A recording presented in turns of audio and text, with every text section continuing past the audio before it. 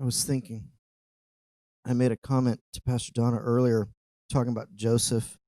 What if Joseph would have had a different perspective? What that would have done to who we are, children of Israel. And so during the end of the prophecy, when we were sitting here talking, I kind of felt in my own heart, and I'm just kind of sitting where it is. It's not about my perspective anymore.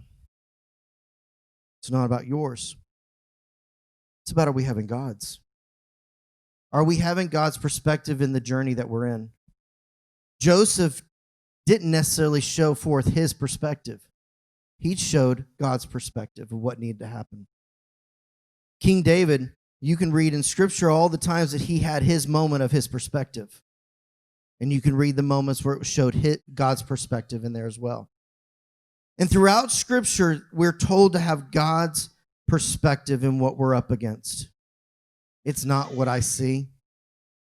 It's not what I perceive, what I think is going to happen. It's, am I having God's perspective in every single thing that I walk into?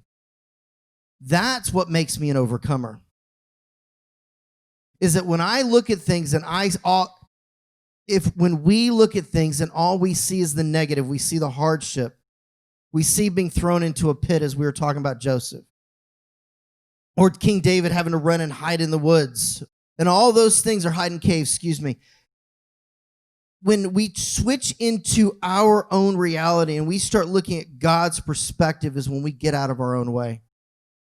And we start seeing those blessings come into our lives. We start seeing those things change. I was talking to someone yesterday. I said, I was so impressed with this particular person because they walked through some things in their life of what they were told their entire life. When they changed their perspective about how they ran their life is when God all of a sudden was able to go, oh, thank you. I'm so glad. Now let's do this. To see what God does in our lives when we start having his perspective of things.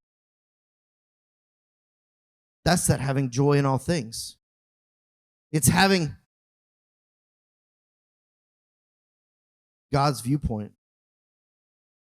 his direction, his goal.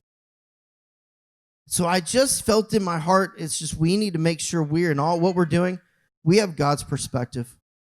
Not what we think we see, not what we think we understand, but really truly wanting his perspective in all things.